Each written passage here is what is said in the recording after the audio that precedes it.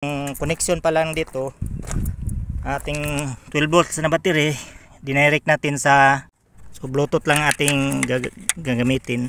50 meters ang layo nito. So maganda ang tunog, linaw pa sa tubig sa Nawasa. Yun what's up guys. So dito tayo sa open field, mag-testing tayo sa ating ginagawang Bluetooth speaker sa ating Honda Click. So samahan nyo ko sa itong video na to. So guys, ito ang view dito sa ibabaw. So nasaan to, sa bundok. So dito tayo mag-testing. I-testing natin si Honda Click kung yung Bluetooth speaker natin kung malakas ba siya. So tara guys, i-testing na natin. So D50 pala ang ating ginagamit na ampli ang nilagay natin dito sa ating ginagawang Bluetooth speaker. So gawa nitong box nito, so panoorin nyo lang itong video na to para matuto ang mga bago nating mga subscriber at sa mga bago pa lang dito sa mga mahilig sa sounds, sa mga Bluetooth speaker. So ang ito is fiberglass to guys, fiberglass. So hindi ito ano sa tubig ito sa kabilaan. So ano lang to, matanggal, hindi ito naka built in talaga dito sa kanyang kaha. So may sticker tayo dito na tusunra, nilagyan lang natin para may view siya kunti. So ang connection pa lang dito, ating 12 volts na battery, dinirect natin sa dito sa may battery, at saka dito natin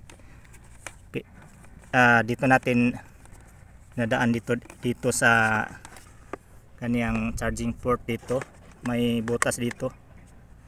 So gawan lang ng separate video na to na paano ko winiring itong supply niya 12 volts. So ngayon i-testing muna natin para pakinggan natin kung malakas ba siya. So tara guys, samahan niyo ako. So Bluetooth lang ating gagamitin. So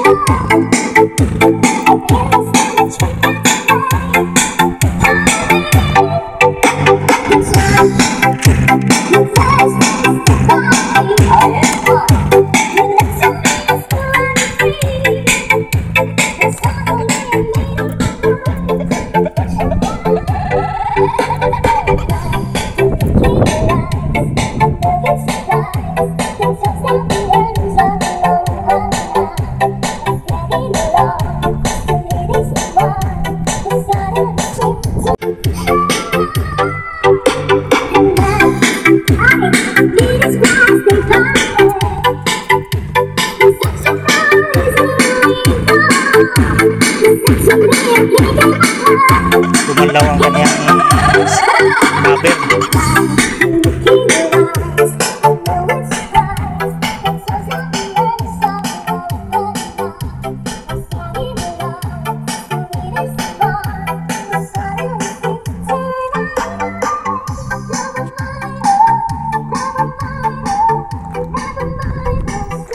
Layo tayo ng konti.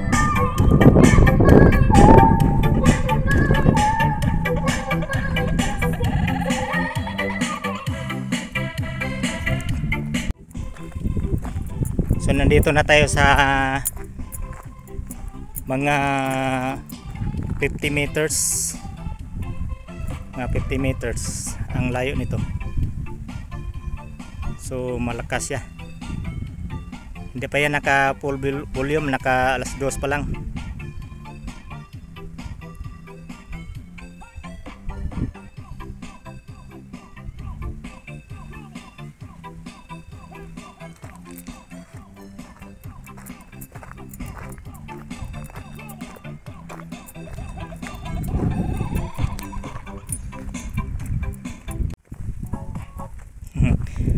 Putol-putol na siya.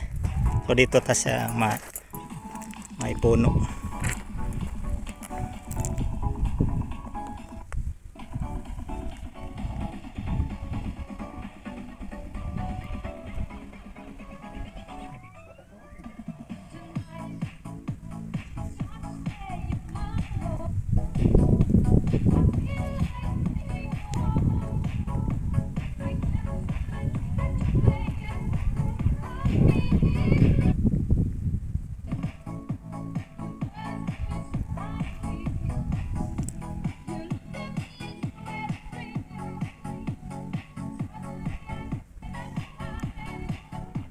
Sa mga hindi pa ka nakapanood sa paggawa nito, so may video tayo dyan, sana panoorin nyo kung paano ko to ginawa. Tanong lang kayo kung may gusto ko yung malaman kung paano ang technique.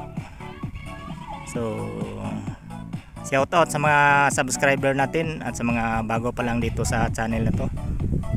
So please subscribe and pakit sa notification bell para ma-update kayo sa mga bago nating video.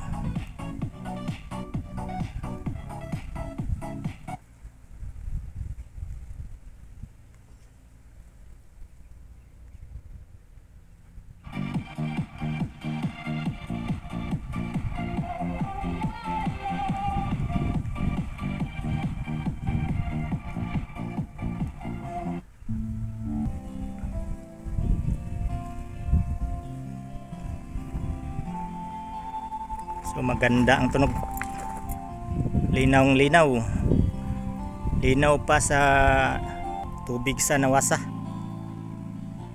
So may view tayo doon, bundok dito sa amin sa Mount Kalayo. Yun ang Mount Kalayo.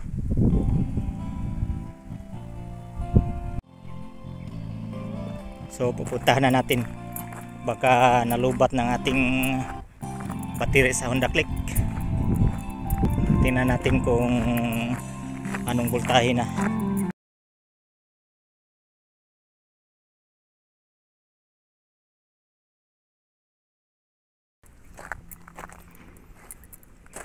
So tingnan natin kung ilang voltahe na dito sa ating motor, battery nito, kasi hindi to pinanda natin.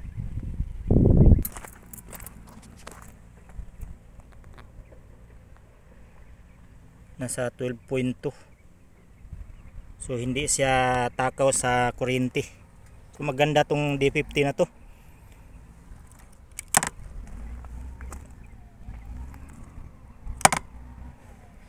Maganda ang D50 kasi hindi siya matakaw sa kuryente.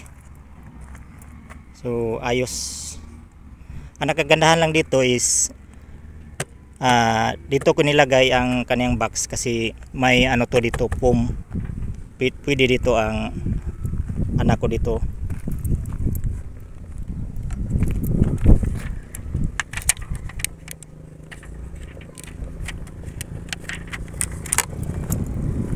Oy, Dol.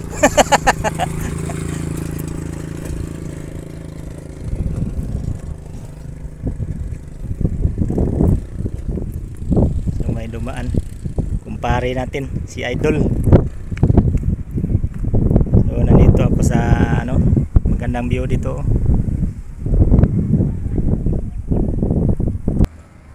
Sa mga hindi pa nakasubscribe, please subscribe and pakit sa notification bell para ma-update kayo sa mga bago nating video.